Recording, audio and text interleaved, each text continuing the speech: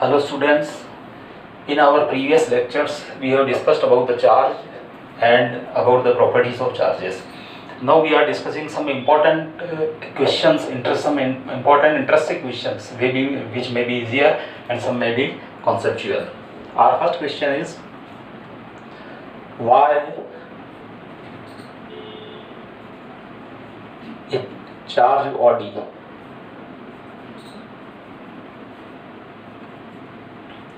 body attracts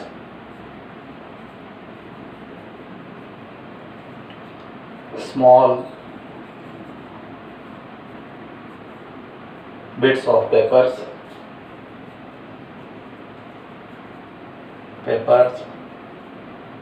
feathers,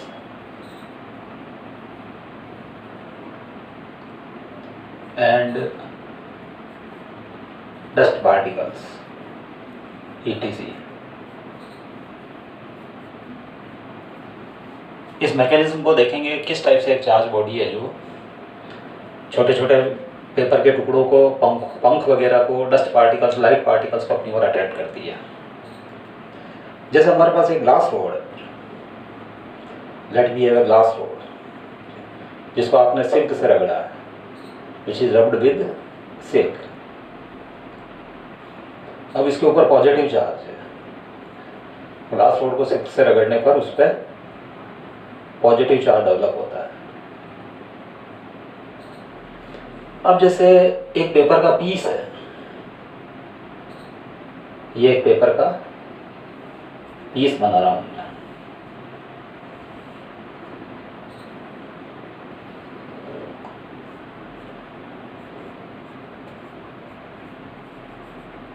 piece of paper. अब इस charge road के कारण एक इलेक्ट्रिक फील्ड डेवलप होता है। उस इलेक्ट्रिक फील्ड की वजह से इसके मॉलिक्यूल्स पोलराइज्ड हो जाते हैं। मैंने पहले भी बताया था आपको कि एक अनपोलराइज्ड मॉलिक्यूल या एटम वो होता है जिसमें पॉजिटिव चार्ज का सेंटर और नेगेटिव चार्ज का सेंटर कोइंसाइड करते हैं। पॉजिटिव चार्ज न्यूक्लियस का चार्ज और इलेक्ट्रॉनिक चार्ज उसके आसपास जो इलेक्ट्रॉन रिवॉल्व करते हैं उनका चार्ज जैसे, तो ये अनपोलराइज्ड मॉलिक्यूल है। लेकिन इलेक्ट्रिक फील्ड की प्रेजेंस में, जैसे इसके ऊपर एक इलेक्ट्रिक फील्ड अप्लाई करूँ मैं, इलेक्ट्रिक फील्ड लाइंस, ये इलेक्ट्रिक फील्ड लाइंस है जिसके बारे में लेटर सेक्शन में हम डिस्कस करने वाले हैं। तो इन फील्ड लाइंस के वजह से ये मॉलिक्यूल, इसका पॉजिटिव चार्ज इन एरो की तरफ अट्रैक्ट हो जाएगा। ये जो एरोज है उसकी ओर अट्रैक्ट हो जाएगा अट्रैक्शन के कारण, और नेगेटिव चार्ज अट्रैक्ट हो जाएगा और पॉजिटिव चार्ज रिपेल होगा। और ये मॉलिक्यूल्स, इनके charge of negative, centre of negative charge और centre of positive charge are separated by some small distance, और ये पोलराइज्ड मॉलिक्यूल है, पोलराइज्ड मॉलिक्यूल। अब इस टाइप का पोलराइजेशन है जो यहाँ इनके मॉलिक्यूल्स के अंदर है, जो पेपर के पीस के जो मॉलिक्यूल्स के अंदर है जो डेवलप हो जाता है पोलराइजेशन, ये इलेक्ट्रिक फील्ड लाइंस हैं। ये इस पॉजिटिव चार्ज की प्रेजेंस की वजह से बनती है। कुछ फील्ड लाइनों को मैं बता रहा हूँ। अब इसके कारण ये मॉलिक्यूल्स, पहले जो इस पेपर के पीस के मॉलिक्यूल्स किस टाइप से थे,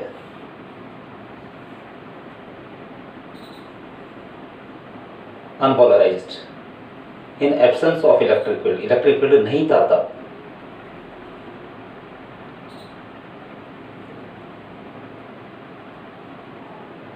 लेकिन जो इस इलेक्ट्रिक फील्ड की प्रेजेंस की वजह से इसके मॉलिक्यूल्स पोलराइज हो जाएंगे।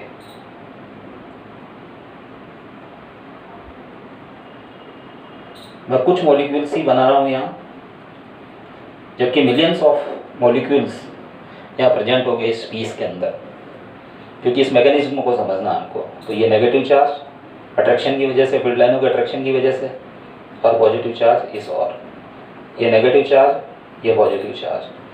अब इस पॉजिटिव चार्ज की प्रेजेंस की वजह से अगले वाला मॉलिक्यूल भी पोलराइज हो जाता है।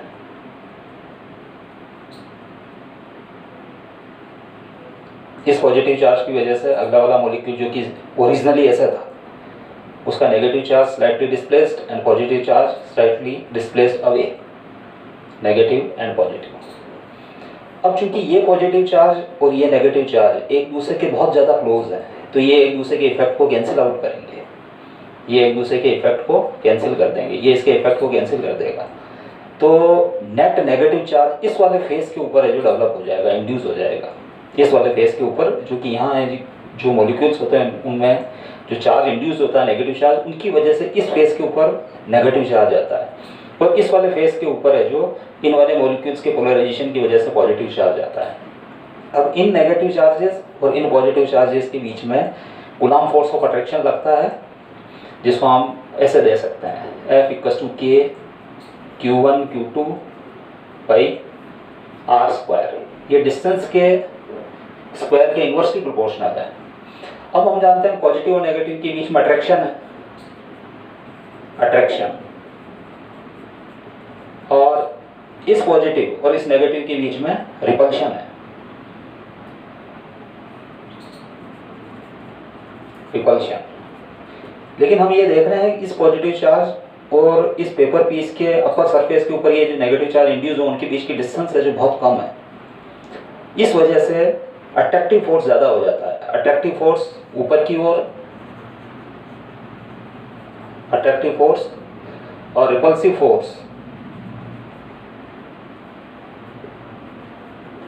फोर्स नीचे की ओर। साथ ही पेपर पीस का वेट W=mg, ये भी डाउनवर्ड डायरेक्शन में वर्क करता है। लेकिन ये अट्रैक्टिव फोर्स जो है इस रिपल्सिव फोर्स और पेपर के वेट से ज़्यादा है। Attractive force is greater than the sum of repulsive force and weight of the paper piece. So overall है जो ये वाला जो पीस है, पेपर का पीस है, ऊपर की ओर अट्रैक्ट हो जाता है। It is the mechanism of why A charge body attract small bits of papers, feathers and dust particles. ये इसका मैकेनिज्म है।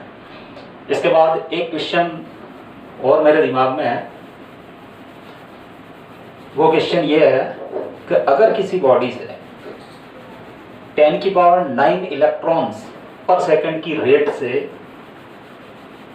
हट रहे हैं, they are removing at the rate of, question 2, if electrons are leaving at the rate of 10⁹ electrons per second from a body, how much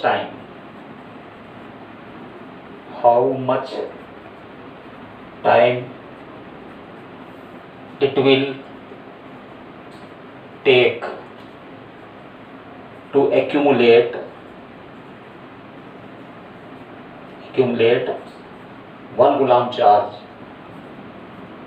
on body.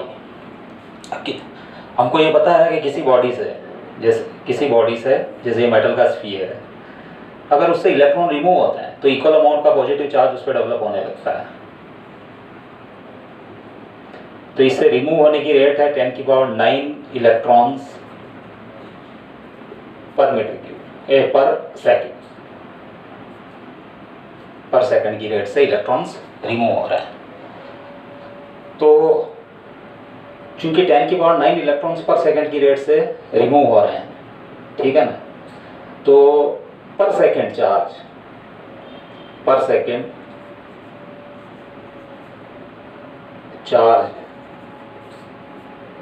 Leaving the body, उस पर negative charge जो उससे निकल रहा है पर second कितना निकलेगा, 10⁹ इलेक्ट्रॉन्स, और एक इलेक्ट्रॉन पे चार्ज होता है 1.6 × 10⁻⁻19 कूलम्ब पर सेकंड। इतना चार्ज जो पर second charge leaving the surface होगा। अब 1 कूलम्ब चार्ज कितने टाइम में है जो एक्यूमुलेट हो जाएगा इस पे पॉजिटिव टाइप का, वो इलेक्ट्रॉन के निकलने के कारण होगा, वो हो जाएगा total charge 1 coulomb divided by rate of flow of charge 10⁹ into 1.6 into 10⁻⁻19 seconds. अगर इसको आप डे में कन्वर्ट करना चाहें, मिनट में कन्वर्ट करना चाहें, और मिनट से उसको आवर में, और आवर से उसको डे में, और डे से उसको ईयर में अगर कन्वर्ट करना चाहें, तो ये एक्सप्रेशन ऐसे लिखा जा सकता है 10⁹ इंटू 1.6 इंटू 10⁻⁻19। 60 से डिवाइड करने पर ये मिनट में कन्वर्ट हो जाएगा, और फिर 60 से डिवाइड करने पर ये आवर में कन्वर्ट हो जाएगा, फिर 24 से डिवाइड करने पर ये डे में कन्वर्ट हो जाएगा, और 365 से डिवाइड करने पर ईयर में कन्वर्ट हो जाएगा। तो ये नियरली आता है इतने ईयर। तो ये ऑलमोस्ट इसको सॉल्व करने पर 198.2 ईयर्स। इससे एक बात और पता चलती है, 1 कूलम चार्ज जो है it is a huge amount of charge, आप उसको स्मॉल नहीं कह सकते हैं। इसीलिए हमें जो हमारे एक्सपेरिमेंट्स में जनरली माइक्रो कूलम चार्ज जो कि स्मॉल अमाउंट ऑफ चार्ज है रिलेटिवली, उसको हम काम में लेते हैं। तो it will take 198.2 years charge, positive charge accumulate on it, इसके ऊपर इलेक्ट्रॉन के हटने से इतना 198.2 लगभग 200 साल 200 ईयर्स है जो उसको लगेंगे एक कूलम चार्ज उसके ऊपर पॉजिटिव चार्ज स्टोर होने में। कब? जबकि 10⁹9 इलेक्ट्रॉन्स पर सेकंड की रेट से चार्ज, या इलेक्ट्रॉन्स पर सेकंड की रेट से यहाँ से चार्ज, नेगेटिव चार्ज लीव कर रहा है, इस सरफेस को छोड़ रहा है। इसके बाद अगला क्वेश्चन है जो मेरी नज़र में इंटरेस्टिंग है,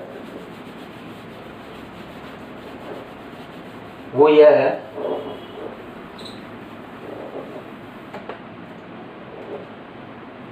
question 3। How much charge negative charge यानी इलेक्ट्रॉन्स के ऊपर जो चार्ज है, how much charge negative is present in 10 gram of water। इस क्वेश्चन में अवोगाद्रो नंबर यूज आएगा, अवोगाद्रो नंबर 6.02 इंटू 10⁻23 एटम्स या मॉलिक्यूल्स और पार्टिकल्स पर मोल।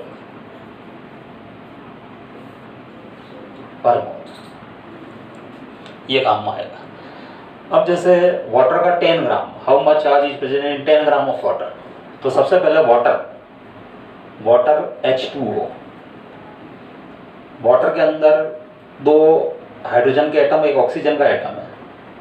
तो हाइड्रोजन के एटम का मास होता है, हाइड्रोजन का एटम का मास जो है वो 1, फिर अगले हाइड्रोजन का फिर 1, और ऑक्सीजन का 8 और 16, तो 16, ये उसका मॉलिक्यूलर वेट हो गया 18 है जो उसका मास है। अगर इसको ग्राम में लिख दिया जाए इन ग्राम, तो ये हो जाएगा 18 ग्राम। इसको मॉलिक्यूलर वेट बोलेंगे,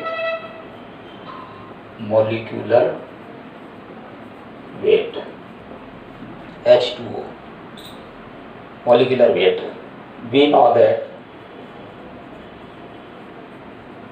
we know that 18 gram water molecule, 18 gram of water जो कि 1 मोल है, 1 मोल कंटेंट्स 6.02 इंटू 10⁻23 मॉलिक्यूल्स। इसलिए 1 gram will contain 6.02 into 10⁻23 divided by 18। इसलिए 10 gram will contain number of molecules equals to 6.02 into 10 की पावर 23 बाई 18 इंटू 10, इतने जो मॉलिक्यूल्स उसमें होंगे, इतने मॉलिक्यूल्स उसमें होंगे। अब हमको ये देखना है कि एक मॉलिक्यूल में कितना नेगेटिव चार्ज, यानी इसके अंदर कितने इलेक्ट्रॉन्स होते हैं। तो एक मॉलिक्यूल के अंदर H प्लस O, इसका एटॉमिक नंबर 1 है, तो इसके अंदर 1 इलेक्ट्रॉन, इसके अंदर 1 इलेक्ट्रॉन, और ऑक्सीजन का एटॉमिक नंबर 8 है, इसका मतलब इसके चारों ओर 8 इलेक्ट्रॉन्स होते हैं, इलेक्ट्रॉन। तो देयर आर 8 O16 और 1 1 2, तो देयर आर 10 इलेक्ट्रॉन्स पर मॉलिक्यूल। 10 इलेक्ट्रॉन्स एक मॉलिक्यूल के अंदर प्रेजेंट होते हैं। So number of electrons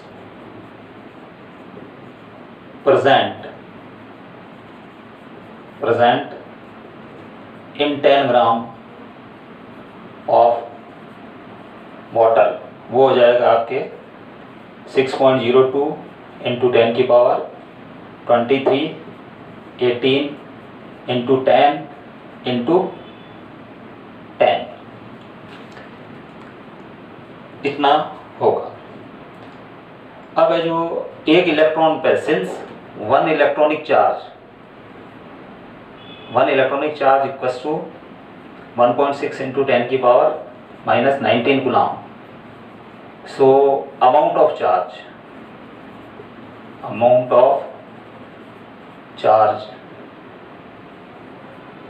will be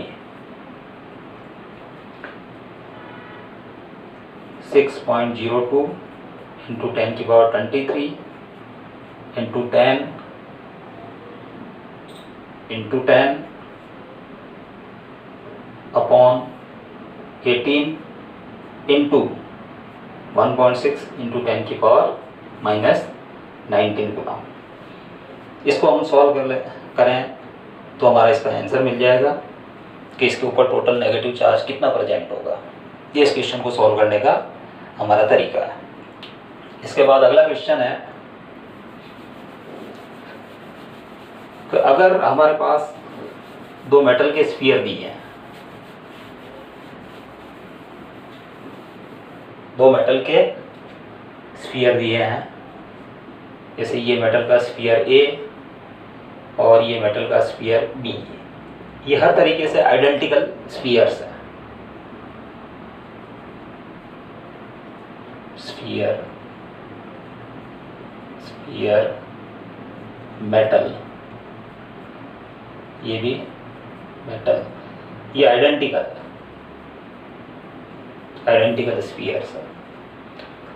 अब अगर है जो इसको प्लस क्यू चार्ज दिया जाए, इसको प्लस क्यू चार्ज देना, इसका मतलब इसको इससे इलेक्ट्रॉन रिमूव करने होंगे हमको, दैट इज प्लस क्यू। और इसको माइनस क्यू चार्ज दिया जाए, यानी इक्वल अमाउंट का नेगेटिव चार्ज दिया जाए, माइनस क्यू, तो इनके मास में क्या चेंज आएगा? तो what is difference in their mass? तो हमको पता है कि इस स्फीयर से इलेक्ट्रॉन को रिमूव करना पड़ता है। इलेक्ट्रॉन्स आर रिमूव्ड, इलेक्ट्रॉन्स को रिमूव करना पड़ता है, तब जाके इस पर प्लस क्यू चार्ज आता है, और इस पर इलेक्ट्रॉन को ट्रांसफर करना पड़ता है। Electrons are added, electrons are added. तो इलेक्ट्रॉन्स को जब रिमूव करते हैं तो एक इलेक्ट्रॉन का मास जो होता है 9.1 इंटू 10 की पावर माइनस 31 kg। तो इससे इलेक्ट्रॉन जब रिमूव होंगे तो इसका मास माना कि m था, तो m माइनस डेल्टा m हो जाएगा।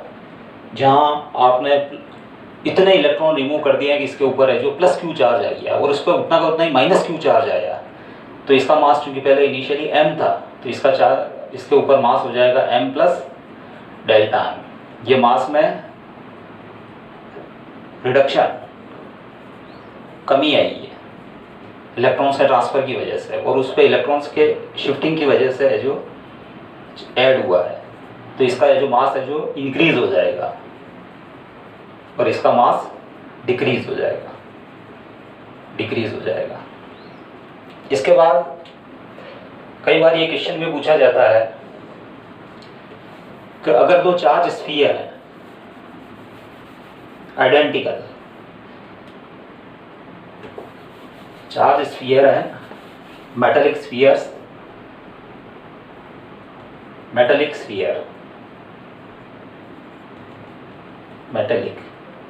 ये भी मेटालिक, दोनों आइडेंटिकल है। ये वाला स्फीयर सॉलिड स्फीयर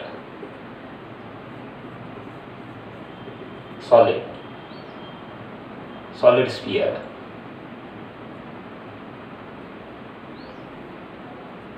और ये चार्ज मैं रिमूव कर रहा हूँ इसको क्योंकि ये पहले वाले क्वेश्चन का पार्ट था।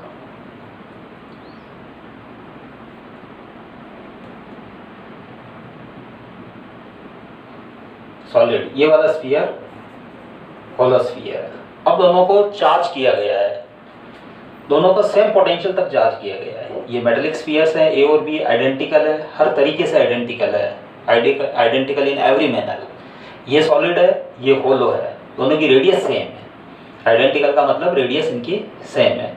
इनको चार्ज किया गया है सेम पोटेंशियल तक। जैसे इसका चार्ज है जो V है और इसका पोटेंशियल V है और इसका पोटेंशियल भी V है, तो दोनों का पोटेंशियल है जो सेम हो गया। अब अगले वाले सेक्शन के अंदर जो हमारी स्टडी आगे बढ़ेगी, हम चेक करेंगे कि किसी मेटल स्फीयर के ऊपर उसके चार्ज के कारण, ये पोटेंशियल चार्ज के कारण ही होगा। कोई बॉडी अगर पॉजिटिवली चार्ज होती है तो उसका पोटेंशियल भी पॉजिटिव होता है, कोई बॉडी नेगेटिवली चार्ज होती है तो उसका पोटेंशियल नेगेटिव होता है। तो ये भी पॉजिटिवली चार्ज है और ये भी पॉजिटिवली चार्ज है क्योंकि मैंने इनके दोनों के पोटेंशियल को सेम प्लस V लिख रखा है। अब एक फॉर्मूला है कि मेटल स्फीयर के ऊपर इलेक्ट्रिक पोटेंशियल का फॉर्मूला ये होता है KQ by capital R। Potential on a sphere, ये फॉर्मूला, इसमें R रेडियस है, रेडियस। ये formula Q for hollow and, ये Q for hollow and solid और होलो दोनों के लिए ट्रू है ये formula, V equals to KQ by R। तो चूंकि ये V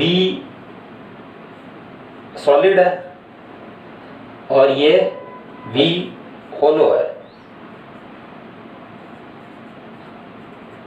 और चूंकि दोनों की रेडियस सेम है, दोनों की रेडियस है और उनके इलेक्ट्रिक पोटेंशियल सेम दे रखे हैं, इलेक्ट्रिक पोटेंशियल सेम पोटेंशियल तक चार्ज किया गया है, तो इसका मतलब हम इनको ऐसे लिख देंगे। और फिर जो चूंकि हम कह रहे हैं कि ये फॉर्मूला होलो स्फीयर और सॉलिड स्फीयर दोनों के लिए ट्रू है, तो ये KQS और ये RS, ये हो जाएगा KQ होलो अपॉन R होलो। अब चूंकि दोनों की रेडियस सेम है, RS इक्वल्स टू R होलो और K कांस्टेंट है जिसकी वैल्यू 9 × 10⁻⁹ N/m² पर गुलाम होती है, गुलाम स्क्वायर होती है। तो ये जो K कैंसिल हो जाएंगे, तो इसमें पुट करने पर QS equals to Q hollow.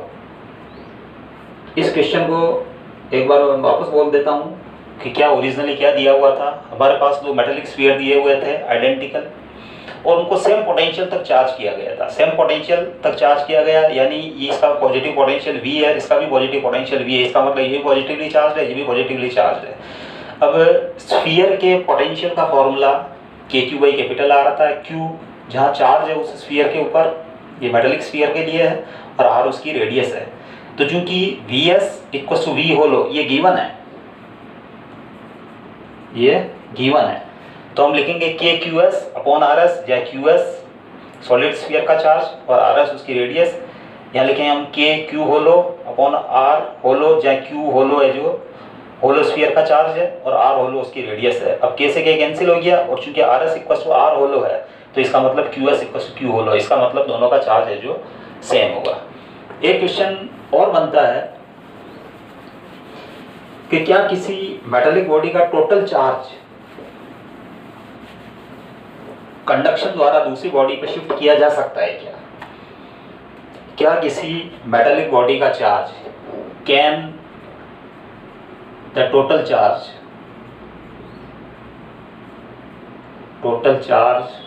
On A metallic body can be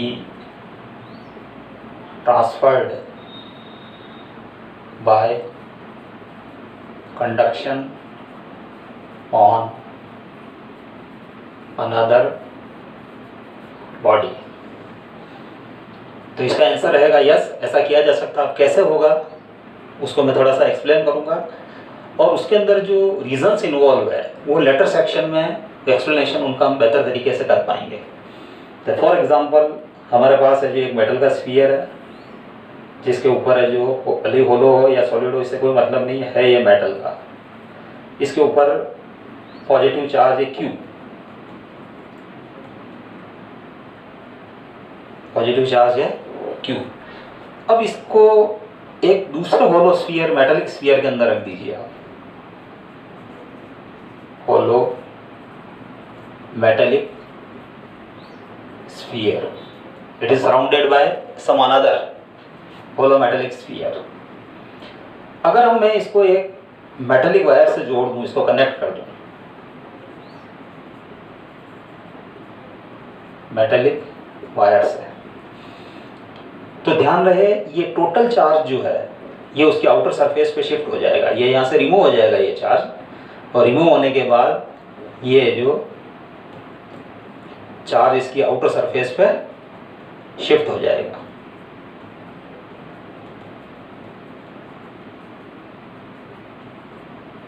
तो इस टाइप से टोटल चार्ज को यहाँ शिफ्ट किया जा सकता है। अब मैं इसका एक्सप्लेनेशन देना चाहूँगा कि ऐसा क्यों होता है। इसको एक्सप्लेनेशन के अंदर जो लॉजिक इन्वॉल्व है उनको समझाने की मैं कोशिश करूँगा, हालांकि वो लॉजिक जो जो चैप्टर आगे बढ़ेगा वो सामने आएंगे और क्लियर होते जाएंगे। जैसे ये मेटल का स्फीयर है, इनर स्फीयर, इसके ऊपर है जो प्लस क्यू चार्ज था,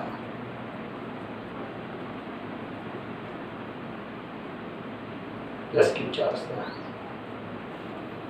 अब इसके चारों ओर एक अनदर होलो मेटल स्फीयर रखे हैं, तो फिर ध्यान रखना कि इस पॉजिटिव चार्ज की प्रेजेंस के कारण उसकी इनर सरफेस के ऊपर इक्वल अमाउंट का नेगेटिव चार्ज इंड्यूस हो जाता है। Negative charge will induce equal amount का नेगेटिव चार्ज इंड्यूस हो जाएगा, ये हो जाएगा माइनस क्यू। और चूंकि ये अपर सरफेस से इलेक्ट्रॉन शिफ्ट होके आए हैं और यहाँ बिल्डअप हुए हैं, एक्यूमुलेट हुआ है, उसकी वजह से नेगेटिव चार्ज है, तो इक्वल अमाउंट का positive charge will stay on it's outer surface.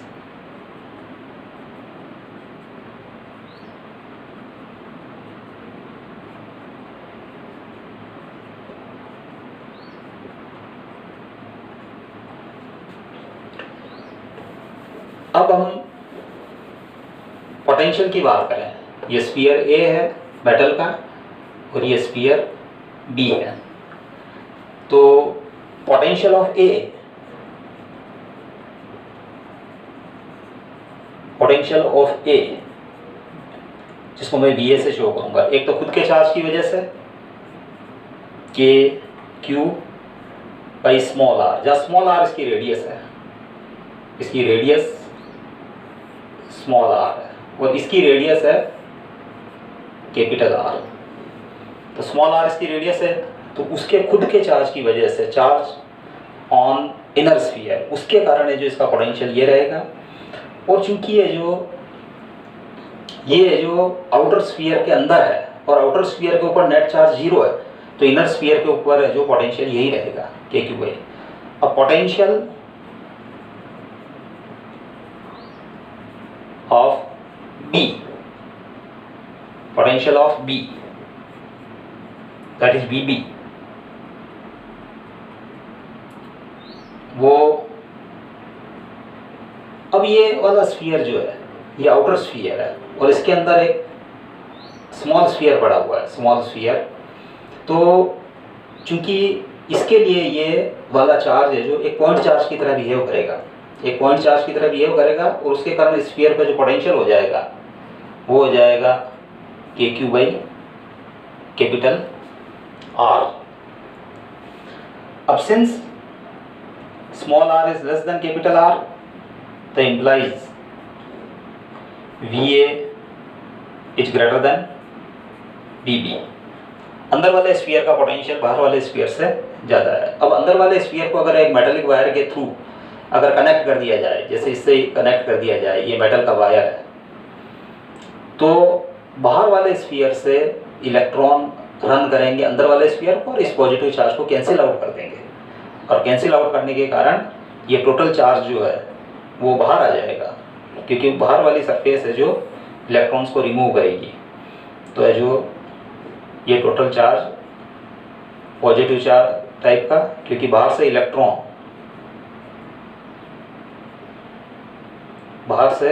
Electron इसके थ्रू इसमें शिफ्ट हुआ है, अंदर आ गए और इस पॉजिटिव चार्ज जो कि यहाँ पहले प्रेजेंट था